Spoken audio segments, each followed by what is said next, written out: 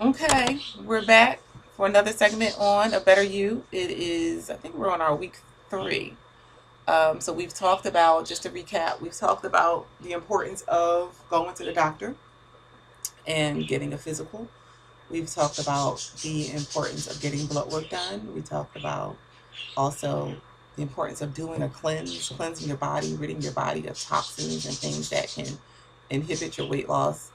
Um, So now we want to just talk about how to get started. I have people often ask me, how can they just get started with some sort of workout routine? What's the easiest thing to do?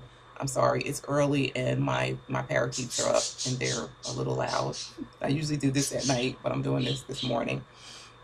Um, so anyway, they usually want just some pointers on some directives on just how to get started. I find walking to be the easiest and probably one of the most beneficial exercises that you can do. And it's probably the most cost effective because it's free. All you really need is a pair of sneakers and you can get going. I like to walk in the morning. I'm a morning person. Get it in early, get it done early. And then throughout the day, if you can walk again, you can do it again. But in the morning, it wakes your body up, and for me, it just works. But if you're not a morning person, it doesn't matter. Just get it in. So I find that the reason why I feel like walking is beneficial, it almost to me is the equivalent of swimming. And swimming is one of the greatest exercises because you're working all of your muscles at the same time. You're working your whole body, and walking is very similar to that, especially if you're walking briskly and you're swinging your arms. And we're understanding we want to walk briskly. That's why it's called power walking. It's not a leisure walk. You don't want to walk like you're going or you're at the mall. You want to walk like you're working out. Your goal is to get your heart rate up. Your goal is to burn calories, get your blood flowing, and which is really good for cardiovascular health. But it's another reason why you need to go to the doctors and make sure that your heart is strong. You don't want to put any stress on your heart if your heart is not good. So another reason why you need to go to the doctor. Um, I believe in starting out, you want to set realistic goals for yourself. So if you're a beginner, I would say start with like 30 minutes, or start with saying I'm going to walk around my block twice, and then okay, after you do that for a while, you add on.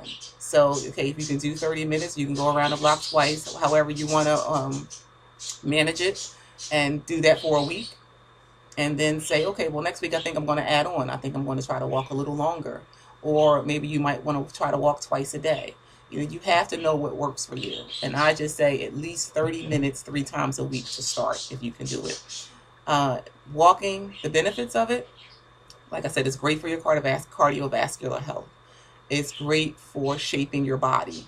So like, if you have problems where you're trying to work on your waistline, which is a problem for a lot of people, depending on how briskly you're walking and swinging your arms, you can work your waist, work your back. You start to get older, you get the back fat, you get the problems with trying to keep your stomach intact. So it's good for your abs. You can engage your abs when you're walking.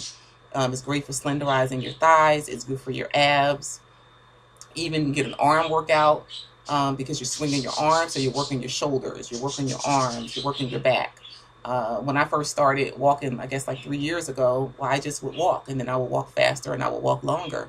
In the last year, I incorporated carrying 3-pound weights because I was able to then get an arm workout in and burn more, and I started noticing that my arms started shaping better. But the caution with weights is you have to be careful with holding how you hold the weights. You don't want the weights to just dangle. You need to have your arms engaged. It's very easy to get like tennis elbow. And also you have to be able to keep your balance. So I say if you're beginning, don't worry about weights right now. Swing your arms and just walk briskly and increase your time. And then over time, you work on like your core. We'll talk about strengthening your core and the benefits of strengthening your core later. And then you can think about maybe incorporating some weights. But if you're already used to working with them, weights and so forth, then try it. But it's very easy to lose your balance when walking. I mean, I trip often when I'm walking with uneven pavements and things like that. You have to be conscious of those things because it is very easy to hurt yourself. So also the other thing I recommend when walking is to use a fitness device. So I have a Fitbit. I love my Fitbit. My Fitbit is like an organ in my body. I never take it off unless I'm in the shower. I love my Fitbit. Um, but there, if you don't have a Fitbit, you can also use the app on your phone. There are tons of apps that you can use on your phone. And if you use your phone and you're going to carry it when you're walking, I think it's a good thing to use one of these, which is one of the armbands. I use this too when I take my phone with me because I go out really early in the morning. I like to have my phone in case something happens. So carry your phone, and it records your steps. And the great thing about the apps are they record your steps, and they record the amount of steps you take, the miles you take, the amount of calories you burn. Like I use the Fitbit app, and what I love about the Fitbit app, which I believe the phone apps also do, is if you have a goal, you can set your goals. So say your goal is you want to be 135 pounds. So, and you are 145 pounds. So if you key in those goals, if you key in your desired weight and your weight, it will calculate for you throughout the day as you walk how many calories you burn versus what you're eating, because you can also input what you eat. Now this is like if you're serious, and I found it to be easy because I'm just probably a little more disciplined, and I like to see results. And if I have a yogurt, if I have 64 ounces of water, I can put in, I had my water, how much water I had for the day. I could put in what I ate. I had a yogurt. I had a bag of chips. I had a veggie burger, because all of these things, they have a lot of the brands and things in the phone, so you can just select things. And what it does is it tells you, okay, well, you burned 1,000 calories, but you put in 500 calories, and you have this amount of calories left for the day. And then as you go throughout the day and as you work out more, then you can eat more. So I think it's really great. So like for today, I walked this morning. So by 6:30, I had 6 miles. I burned 869 calories. I walked 81 minutes, and I have 1,052 calories left to burn. So, like, I don't know if you can see it. I think you can't see it. But it's really good. It depending on how serious you are. And it's really not that difficult. Actually, for me, it's just kind of fun. But if that's just too much for you, just start moving. But I do recommend just use the app so you can at least record your steps and see when you're increasing. Like, okay, I started out and I was doing 30 minutes a day. Now I'm up to 45 minutes a day. The weather is great. It's a perfect time to start walking, get outside. It's cool in the morning, because once you start going, you're going to work up a sweat.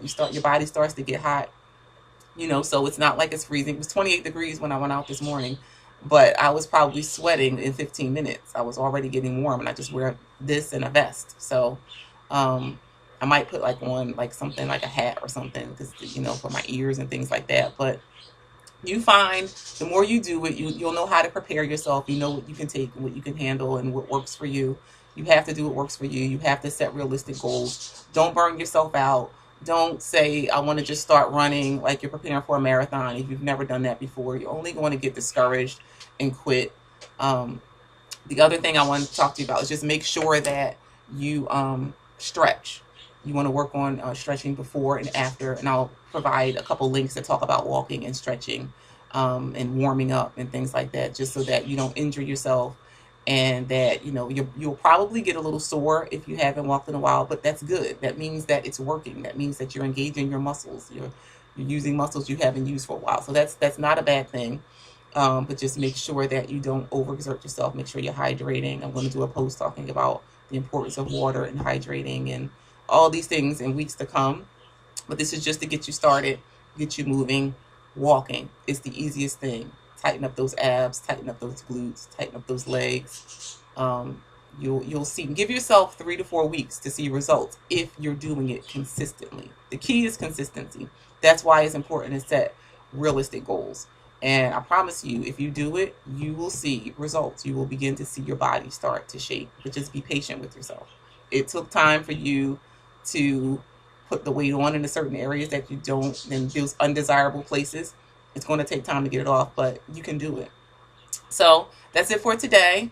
I'm running a little late, but have a great week, and I will see you next week. Bye-bye.